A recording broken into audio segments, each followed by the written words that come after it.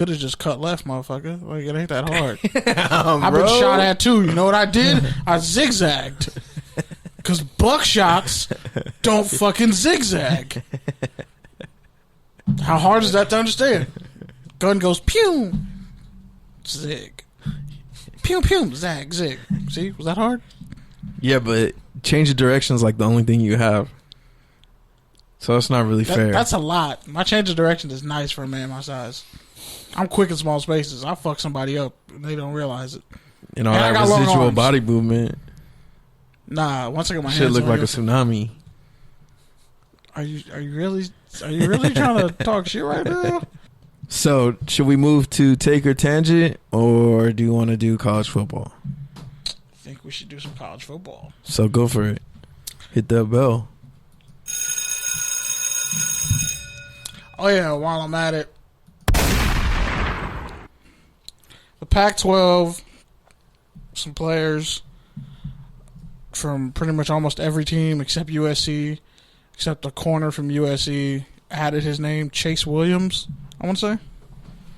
He added his name to the list.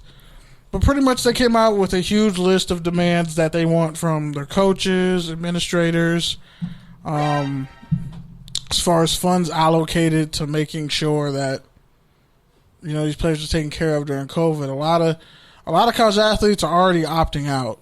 Like, some of the best players in college football already came out and said, I mean, Caleb Fairley, there we go, the quarterback out of Virginia Tech. He was first last week, and he later came out and said, yeah, like, people were going down to Virginia Beach and partying and doing all this and that, and then coming back, and no one was social distancing, and there was 100 people out there. He lost a parent already, so he only has his dad. So he was like, okay, I gotta, you know, do what's best for my family. He decided to, you know, declare for the draft first. Now you have Makai or Micah? I want to say Makai.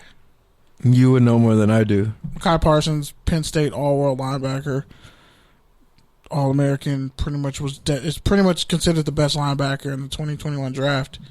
He announced he's gonna skip this season and prepare for the NFL draft. Rashad Bateman, Big Ten Receiver of the Year. Big Ten Receiver of the Year out of Minnesota. He's declaring for the draft. It's going to be another deep wide receiver class. And lastly, the edge rusher out of Miami, Gregory Rousseau, he had like 15 and a half sacks, or I think 16 and a half sacks for Miami. No, 15 and a half sacks, and he had 15 and a half sacks in 14 career games. I think he's like a redshirt sophomore. He's like 6'7", 254, perfect size for the league. Was considered to be like the top edge rusher in the draft, and he's not going to play this year either at Miami. And a bunch of other players have opted out. You know, some names you might know, some names you're not going to know. They've all kind of opted out. But a lot of the players, especially in the Pac-12, what they said was they want their scholarships to be honored if they're going to opt out because of COVID. Now, well, aren't some of these schools actually honoring their... Some of them are. Some of them. But yeah, it's kind of messed up because, like Washington State, for example, Nick Rolovic, I think that's how you say it. I always get people who have that, like, the itch at the end of their name. I always mispronounce it. Rolovic or Rolovic, I don't know. Either way, so he's the Washington State head coach. He hasn't even coached a game there yet. He was at Hawaii for the past 4 years. And in his case, three of the best players in college football not going to play. And the Pac-12, they signed their names, a lot of them. Oregon's best corner. We got more on the Pac-12 coming soon.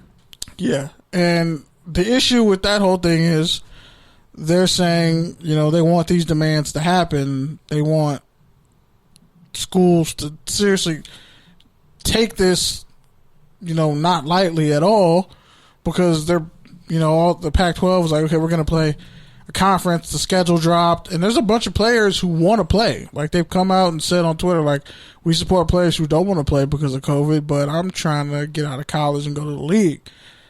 But other people are like, well, there's not going to be a league if you get COVID and die. Or if you get COVID and give it to somebody else. You think, like, when they're doing the NFL draft, that they're not going to look at your medical history and see that, oh, you have a weakened immune system? Might not be worth it to take you because you're a medical red flag. Because how many guys have we seen be medical red flags and not even get drafted? It's happened a handful of times. So when it comes to this Pac-12 situation, the Big Ten even came out. There was an article in the Players Tribune. That's where you can find the Pac-12 one and the Big Ten, which their symbols like stupid because they're the Big Ten, but they have 12 teams. It's really upsetting mathematically. Like, I don't know. We talk about this every time. It pisses me off that they're that smart but that dumb. But anyway, and now there's beef from that because Jim Harbaugh pretty much had a beef with Ryan Day, and he said, well, Ohio State broke some rules, and Ryan Day was like, you worry about your team and I worry about my team. And Ohio State's pretty much been bitch-slapping Michigan for the better part of like the last 15 years. I mean, it's funny because he's been hired to beat Ohio State, and he can't do it. Not like I think Rich Rod beat Ohio State more than Harbaugh has. Has Harbaugh? Has Harbaugh ever beat Michigan? I don't think not once. I don't think so. Not once. Not one time. All that money, and that's the only they could care. I mean, well, they obviously care about championships, but you got to beat your rival. Denard Robinson, shoelace, who's like an offensive control assistant coach for the Jaguars now. That dude almost won a Heisman at Michigan. And also the last cover athlete of NCAA football. That was one of the GOAT games. He was a cheat code, especially on PS2. It wasn't that fun. offense was shit though. That Rich Rod offense was nasty. Nah, if you just knew how to. No, I'm sorry. That was post Brady Rich Hoke? Rod. That was Brady Hoke. Yeah, you're right. Because Rich Rod was already with Arizona at that point. Yep. But when you look at it, they're all saying the same thing in the Big Ten. There was a call with players from the SEC. With the Big Ten, it was like 1,000 of them. Same amount of players. They're all saying, look, man, we don't feel comfortable playing. We don't want to play. You need to allocate like 50% of whatever funds you have towards like medical staff, making sure we're all safe. If nobody else is on campus, why do we have to be on campus? You need to protect our scholarships. You can't take away our scholarship if we don't want to play this year. And also when it comes to back to the Pac-12's instance, they don't want retaliation because in the case of Washington State head coach, he told Cassidy Wood, the receiver, if you're going to sit out because of COVID, that's one thing. But if you're going to sit out because you want to join them and this group of athletes wants to hold the Pac-12 accountable for how they're not being responsible with their students, and that's going to be a problem. Because somebody told Cassidy Woods to clean out his locker like the next day once this letter came out.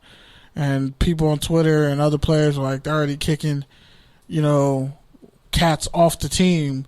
It's like, well, if you're not going to be on the team, then you don't need to have a locker. But it's like, he's not on the team. He's on the team, and he's not forfeiting his scholarship. So, therefore, you shouldn't take his locker because it's a national, global pandemic right now, and he doesn't want to play for medical reasons. There's some backlash there, but Washington State, Pullman, there's just something weird and conservative going on up there all the time. So I'm not even really shocked that came out there. But, yeah, when it comes to college football and all these different conferences, all these players coming out saying the same thing, first it was, oh, wait, so they're passed a law in California. We can get money off our likeness. And this is just this year. And then they go to, okay, now we're going to stand up to our schools and have all the black players come out with letters denouncing all the racism that's been going on at these schools that they make millions of dollars for, billions of dollars for. And now, oh shit, it's a global pandemic. Now you need those athletes to play for you, but you're not really making the environment as safe as possible because, hell, Clemson had like 40 people test positive for COVID. Rutgers had 28 people test positive for COVID recently. UCLA, it just came out, they had 8 people test positive for COVID. And UCLA even had that article in the LA Times and the Daily Breeze about how they want an outside medical opinion because they don't trust team doctors. They don't trust the coaches to put them in the best position. And they've had multiple players sue UCLA in the past couple of years. Former players, people who transferred out. This situation isn't going anywhere anytime soon. And we can talk about that more a little bit later when we got a calling guest, hopefully at the top of the hour, live on Touchdowns and Tangents on the Good News radio station. Shout out to FPC Radio. Shout out to X Squad affiliates. Shout out to your favorite podcast app and everywhere else that you can find this podcast. And shout out to all the other petty podcasts at the Good News in general. Shout out to Dope Ass Podcast. Shout out to Courtside, Mikhail, PG, the station manager of the sports station. It's his birthday. I believe he admitted he turned 31. So 31? Damn, Yeah, black don't crack. all right, so with that, let's move on to touchdown or turnover.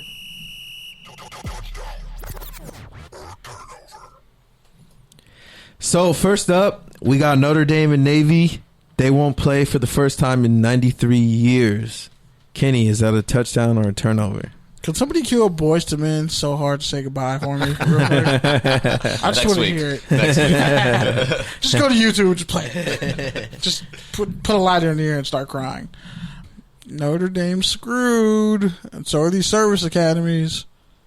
They're all feeling the pinch because They've been operating at an unfair advantage for like 40 years they just have because these. they get all that TV money. Yeah, they have these secret handshake deals, and it's like, okay, They're not really secret handshake deals. But I mean, it started They're as $1 million like, huge deals. Army used to blow people out. Notre Dame used to blow people out by ungodly numbers, and then they have this tradition where they play each other, and it's like, man, once they opened up college football, Army and Navy have the never reason been why a national the threat. reason why they're able to do what they do is because they get massive TV money. Because Notre Dame Catholics watch Notre Dame like religiously, like And NBC. they'll even just have it on there just to have it on. If it's not church, it's Notre Dame. Yeah, exactly. And Navy's the same way. Like Even when they're getting with their ass service kicked. with Navy people and all the service academies to an extent, but They're actually all really good now. yeah, Oh, which boy. is weird. Like, it was just Navy and then Army and Air Force were trash, but nah, like, except I think So Air all Force that's QB got that's why dismissed. these leagues let them play on their terms because They're they independent. get that residual money and that extra national TV spot on NBC that they wouldn't otherwise get. So it works out for them too, but you know, obviously it's going to be a different season this year. We don't even really know if there's going to be one. I mean, from top to bottom, which Like, in high school sports, like, is like a cats are moving to meta like other states. undercut of this whole entire podcast, but whatever. We'll make a segment of Ricky Okay, Bobby first off, fashion tips. I don't know We're what gonna you be a put in the foot- we're book, gonna be a but that foot- was a little bit too much for me. We're going to be a football podcast with no football. That's easy, bro. We thrive Yeah, where that everybody else fails. Yeah, Come that is on. actually what we do. But Like, it's easy. shout out to every other's I could do a podcast. culturally We could do a podcast on sanitizer. sports adjacent podcasts out there because, you know, we started doing it first. But We whatever. really were first, and we didn't get the credit for it. We were doing that shit in college. Now it's cool to not stick to sports, but Yeah, we were doing it but first. We were doing it first, and everybody was like, "Oh yeah, did you hear what so and so said?" Yeah, we heard. Now we can talk about Maryland head coach Mike Loxley and what he did. So he literally started up a group for minority football coaches because he's like, I'm 50 and tail end of my career, and it's just as hard to get into coaching and progress as a minority, which really just means non-white person, than it was in 1992. And he put together the group, not only for NFL coaches, but college as well. It's insanely impressive. There's only 3 black head coaches in the NFL and 14 black head coaches amongst 130